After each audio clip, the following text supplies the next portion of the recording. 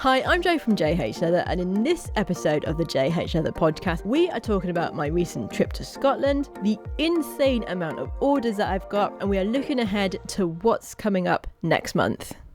Hello and welcome to another J.H.Leather podcast. And once again, I'm going to start this podcast by proclaiming at how fast this month has gone. As I'm recording this, it is going to be the 1st of December on Friday in a couple of days. It's just crazy just how fast time is going. And it has been an incredibly busy month here to the point where I had to actually look back on my phone pictures to see what I did this month because it's just been a complete blur, especially the last couple of weeks. So to start the month, Tim and I actually went up to Scotland to the boat to check on it to make sure that it was okay. We haven't been up since, well, I haven't been up since May, and Tim was last up there in August, so we just wanted to check that it was all right, that it wasn't leaking, and try and get a few little bits and bobs done before winter properly sets in. And we had a really good time up there. Wow. I said it was a bit of a mixed time, let's say. So we had a few jobs that we wanted to do. The main one was cleaning the hull and then polishing it, because it is an older boat. It's over 30 years old, this boat, and it's meant to be white,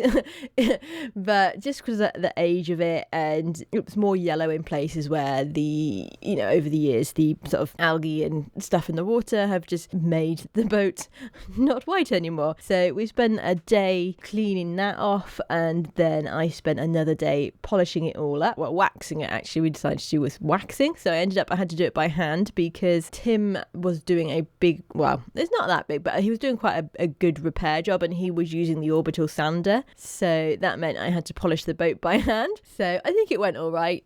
It felt really smooth afterwards, and I guess that was the main deal with the wax, so that rain and scum just slide off. But yeah, no, so that was really good. Actually getting up there, just getting out of this valley sometimes is quite nice. So yeah, we went up there. Skylar came with us, and it was Skylar and my first time staying on the new boat Hat Trick, and oh my goodness, it's so much more comfortable than the other boat. It's harder to get on in that it is a lot taller, so you got to go up a ladder a lot more, and it's something that I'm not able to put Skylar or take Skylar on and off because I'm not great on the ladder, and she's not the biggest of dogs, but she's quite big, and trying to get all the way up the ladder is quite hard for me because the ladder is at its full extent. So Tim's on ladder duties with Skylar, but we had a really good time on that. There's so much more room, you can actually walk around, and yeah, it was really nice and comfortable to actually stay on the boat, which was really nice. A few other bits that we got done, like I said, basically the boat sort of leaks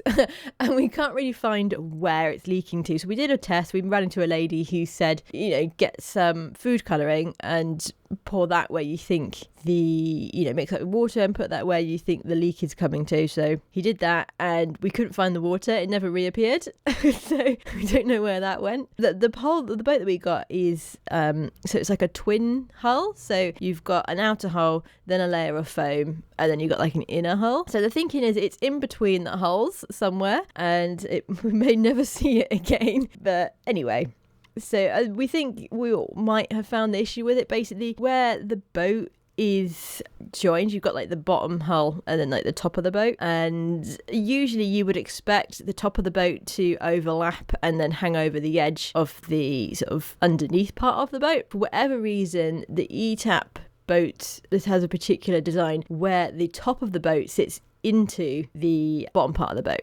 So over time, I think the sort of seal just wears, and then because you can see where we took some of this, it's got a rubbing strake on it. It's basically a big bit of rubber that goes around. We took that off, and you can see there's like loads of micro cracks in the fiberglass. So our thinking is it is getting in there somehow, because there's no, like, we've checked all around it. We can't really see anywhere else that it could be getting in sort of such quantities. So yeah, so that we left unresolved because it was quite a big job. So we took the whole of the rubbing strake off because, like I said, Tim had to do a big repair on it. Basically, someone had repaired it before in a really bad manner, and it was just crumbling. So sort of Tim cut it out, and he's re-fiberglassed it and all that. And so in taking the rubbing strake off, it was already damaged in one place, and it was really hard to get off because it's like a solid bit of rubber rubber, and it wasn't particularly warm up there. So rubber, if it's warm, it's a lot more malleable, and because it wasn't warm, so there was a bit of it, especially like on the side that was away from the sun, it was a lot harder to get off. And yeah, I don't think that the rubber's going to go back on, which is a bit of a shame because it's got aluminium rails which the rubber then sits on, which are in really good condition, and all the replacements, the rails are plastic, and then obviously because the boat is so old, you can't get that particular piece of rubber anymore to fit onto that rubbing strake. So it is a bit of a shame, that bit. We haven't totally decided how we're going to sort that. That is a future problem that we're going to have to face. But yeah, I mean, we then sort of covered it all up, and it was just nice to get away for a few days. Really, I did a load of tidying and cleaning on the inside, and I am very excited to get up there in the summer and get out on the boat because we have so much more storage space. I think we've got more storage space on the boat than we do in our actual house. So so I'm very much looking forward to getting out on the boat, because I didn't get out on the boat this year. Tim did a trip to the Faroe Islands with some like a service he found online, and although I do find the sailing very scary, and at the time I might not completely enjoy it, looking back on it, it is really good, and I am very much looking forward to going out on this boat because it's so much more comfortable. Tim he's put in like a heater and all that sort of stuff, so hopefully once we've got the last few kinks sorted out, then we should be good to go next year. That is the plan. So as long as it doesn't sink when we get back in the water, because Tim's had to take the engine out of it because the engine failed, and there's the sail drive literally sits in a hole in the bottom of the boat, and if that's not sealed, then that can be a disaster if he's not sealed that properly. So we've got a few more steps before we actually head out next year, but hopefully, fingers crossed, that next year is our year. We can get out and go sailing and have some great adventures on the new boat with Skylar and go all over Scotland. So that, yeah, looking forward to that. It's great, I think, to have sort of like plan ahead, not too far ahead, but have like plans ahead of you that you can then have something to look forward to. And for us, next year going out sailing on the boat is very much one of those. Then as soon pretty much as we got back from Scotland, I was able to pick up my new car, which I'm very excited about. It's not brand new, it is secondhand and it is a Volvo V40, and oh my goodness, I love it. It's amazing. And so if you've been following along with the podcasts, you would have known that I've been having some car issues, and it's been going on since like August and it's not been ideal. So I did end up having a new car, which I then took back because it was like leaking in water just all over the place, and that's just, I can't deal with that. Even if the garage can fix it, I can't be dealing with being messed around like that. So we took that one back, and then I found this Volvo, and oh man, do I feel like an executive driving around. It's so nice. It's so nice to drive, and it's so nice and quiet and just lovely. It's very nice car. I'm very happy with that decision and that find. It was the only one really in this area, sort of in my price range, and I say sort of because I had to borrow a load of money from my dad to pay for it. However, that's fine. We've got some wheels now, and that is the main thing. And then literally, this is all at the beginning of the month. So we went to Scotland. We were home for like 2 days. We got the car, and at the end of the week where I picked my car up, we actually went down to Center Parcs in Woburn, which is about 3 hours or so from us. So I got to take my new car on a really nice drive, and because I do quite like driving. I used to drive a lot when I was doing my apprenticeship, because I was based down in Stroud and Tim was living up here, so I would come up and down here at the weekends or go down to my mum's in Devon. So I'm quite used to motorway driving. I do quite like it really, so it was quite nice to be able to get out and take the new car on a nice run down the motorway. And so anyway, enough about that. Center Parcs, for those of you who don't know what Center Parcs is, it's like I don't know how to describe it. It's like a holiday park type thing. So you've got it's all like based in and around woodlands, and you've got some really lovely sort of little cottages, and then on site you pretty much walk everywhere, or you can hire bikes. There's no cars allowed on site after the arrival sort of date, and you can obviously when you're about to leave, you can bring your car in, but there's no cars generally on site whilst you're there. And then they got loads of activities. So they got the swimming pool situation is just amazing. So you got like a swimming pool, then you got a load of water slides, and you got some rapids and stuff like that, and it's really fun in there, and that sort of is included in your fees.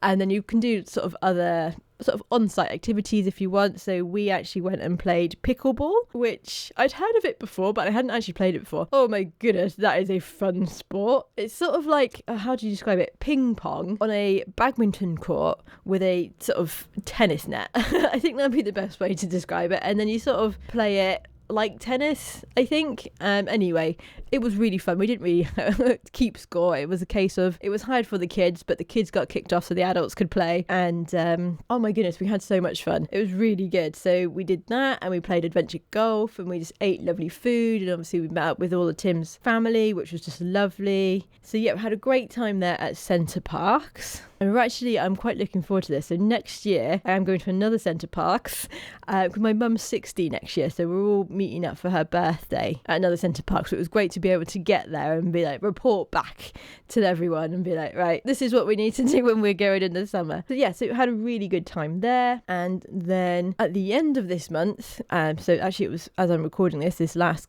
sort of weekend past, I actually did a photo shoot, which I haven't actually done a proper paid for shoot really. So when the bike park that Tim was running was open, I would go there and take photos and then just sell them on the day. So it wasn't really a photo shoot as much as I was out there taking photos, and if people wanted to buy them then they could. So this was actually a paid photo shoot. Now a few years ago I did try to set up a dog photography business, but it's just I had lack of time to actually put my efforts into it, and also the area where I'm based here isn't a particularly affluent area, so trying to sell high-end sort of dog photography packages was quite hard. But then also with the Leathercraft business going off, it was just all a bit too much. So anyway, so I never got any like bookings for my dog photography when I had that up and running. I tried it. It was about a year that I had like proper sort of tried to do it, but nothing really came of it. Anyway, I had a message a few weeks ago, sort of out of the blue, from someone who used to ride at the bike park, asking if I could take some photos of their dog. And it's quite sad, bless. It's called Monty. He's a big boxer dog. He's a proper chunk of a dog. He's absolutely gorgeous. But unfortunately, he's been diagnosed with terminal cancer, and they wanted to get some photos of him because they're not too sure how long he's got left. And now the people who own him, they live down in Cambridge, but he used to ride at the bike park, and when they would come up, they would take Monty up to this waterfall nearby called Pistol Rider, and it was his happy place, and he just loved going there. So we met up there on Sunday. It was a really nice day for photos. It was a bit overcast and a bit foggy, but that was fine. It was just so nice to get out and be able to take photos for them of Monty, and because they're expecting some babies as well soon. They're expecting twins at the end of January, I think they said. So we incorporated both Monty's mum and dad, and then they brought a little scan photo of the little twins together so we could incorporate and have a picture of the 5 of them together. So yeah, so it was really nice. I haven't gone through the photos yet. Is it on my to-do list this week? But yeah, so that was really nice just to be able to get out and do that, and it gives me some ideas as to what I want to take some photos of with Skylar as well, because we've not been out there for quite a long time, and my dad is actually coming to visit soon, and I know I've not taken him there before, so we will be heading off there, hopefully if the weather's good, when my dad is up, and I can show him, because it is a pretty impressive waterfall, to be fair, but it's quite accessible, so it features on a lot of adverts as well. So I remember there was one year where David Beckham went up there to film part of a commercial, but yeah, no, so it's a really nice site, and yeah, hopefully I got some lovely memories for Monty's mum and dad, really. So I think that is most of the non-leatherwork part of our chat completed for this month. And so we'll have a chat a bit about the sort of leatherwork and the videos. So I've only managed to do one video this month, and I'll get onto the reasons why a little bit later on. But the rolled handles video, so I was hoping that would do a bit better than what it did. I did sell a few acrylics off the back of it though, so I am actually incredibly happy with that. They are actually a really nice project to make, and they're not actually too hard. So the way that I learned how to do rolling was not as easy, but we were doing it for like horses, so like bridles and dog collars and that, so the actual rolled part was a bit thicker, so it was a little bit harder to stitch. These ones, I've had such a fun time making them, and I'm really pleased with how they turned out. And now I've just got the hard decision as to who I'm going to make the bag for, because I was planning on making it for my dad, but he lives out in the US and it's not going to be ready for when he comes up at the weekend by any means. It's literally just a pair of handles at the moment, so I'm thinking I might make it for myself. That is the plan I've currently gone for, because I do really need a big weekend bag, and that's what they're going to be going on, and that is what will be the next make along video as and when I get time to sort it out. out. I'm hoping I can get a sponsor for the leather for that as well, because there's quite a lot of leather involved, and I think it would be nice to have a sponsor on board for some of the videos that I'm doing from now on. And I'm trying to put like a kit together, sort of a media kit that I can send out to companies to help with sort of some sponsorship on that front. And so yes, so the handles turned out really well. Like I said, I would have liked a few more views on the video, but I can't really control that, so it is what it is. But yeah, so hopefully it's sort of a long burn thing. I think a lot of my videos are sort of more of a long burn, sort of I put the videos out and over time they get the views, they just don't get them instantly. So that's what I have found. Like a lot of the videos that I've put out over this year have been quite slow to get going, and then sort of they're getting all the views sort of months and months later, which is fine. So like I said, that was the only video that I released this month, and the main reason for that is because I have been incredibly busy. So as well as going to Scotland, getting a new car, going to Center Parcs, I've also had so many orders. It has been the busiest month in J.H.Leather history for orders. It's been crazy. Now I know that is down to the fact that I'm doing sort of the acrylic templates and the DIY kits rather than handmade items. So obviously, I mean, oh my goodness, if I had 20 orders in 1 week of dog collars, I think I'd have to shut the business and not take any orders until they were done. But so the Glowforge has been in overdrive the last couple of weeks. I've had a ridiculous amount of orders this month. So on the week we got back from Scotland, I had 20 orders that needed to be done, and that was pretty crazy. So a lot of them was made up of acrylic templates, especially I think there was like 4 or 5 of the rolled handle template, which was quite nice. So yes, and that was the first week. And then I made such a queue in the post office. It's I find it quite funny. I know the people behind me probably don't, but I do as much as I can before I get to the post office. So for example, I use a service called the Royal Mail Click and Drop. So I buy all my postage online. So all I have to do when I get to the post office, even though it's a bit stupid if I'm fair.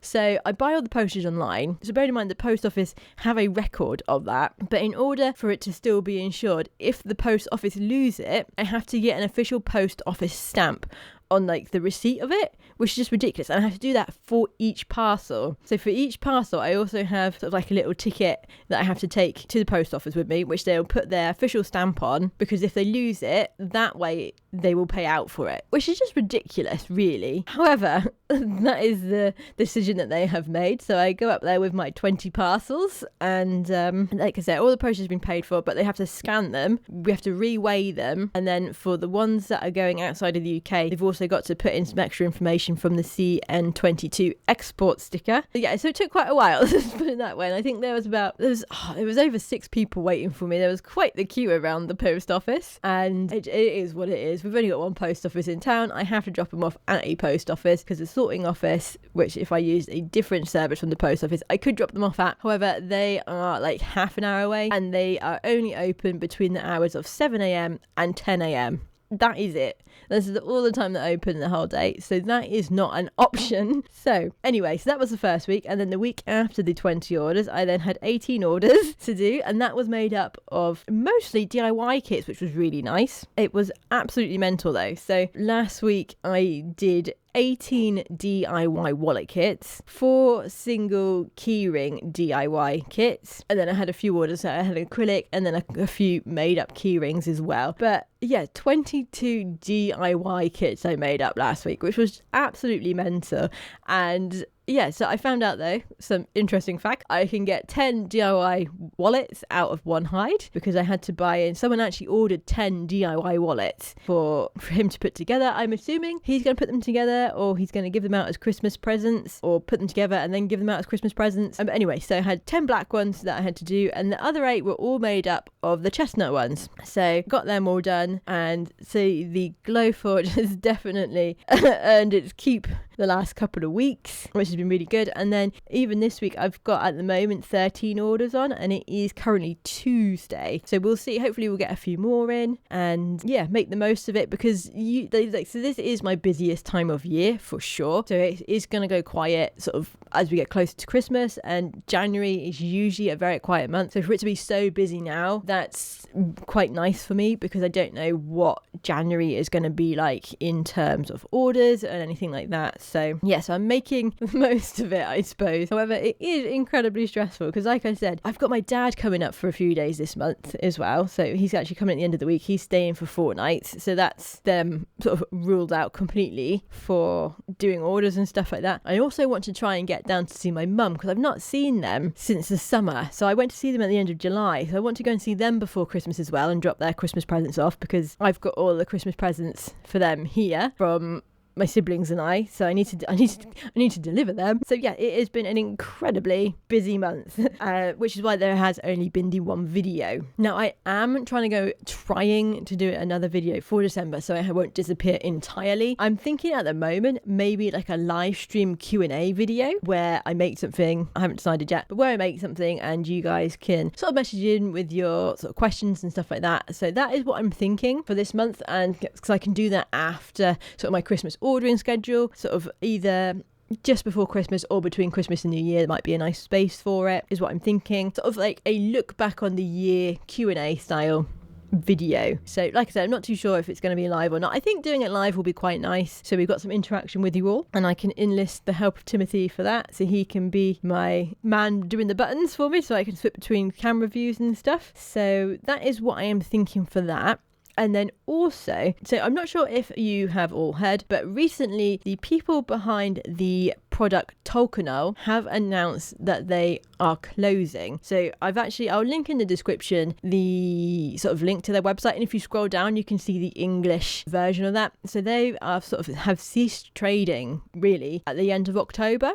So unfortunately, at some point there's not going to be any more Tolkanol in the world unless someone buys them out, I guess, and sort of takes on manufacturing of it. So I was thinking about doing a comparison video between Tolkanol, trying to find an alternative. So I know Metropolitan Leather have a burnishing gum from Lee Tech that they are now stocking, so I've got that one in ready, and I'm going to have a look online and find a few more different options and basically just do a burnishing gum test, I guess, to see what the alternatives are and how they compare to Tolkanol and which one would be the one that I would go for once you can't get any more Tolkanol. Now at the moment you can still get Tolkanol here in the UK, so I got a big bottle from a company called A&A Crack & Sons, and you can also get some from Pro Atelier Plus. They also stock it as well, and I think Metropolitan Leather stocks some too. But yeah, so the big ones, if you want the big pot, A&A Crack, for that one you can get the 500ml option, which is the one that I went for because I use it an awful lot because it goes into my DIY kits as well as use on my projects. So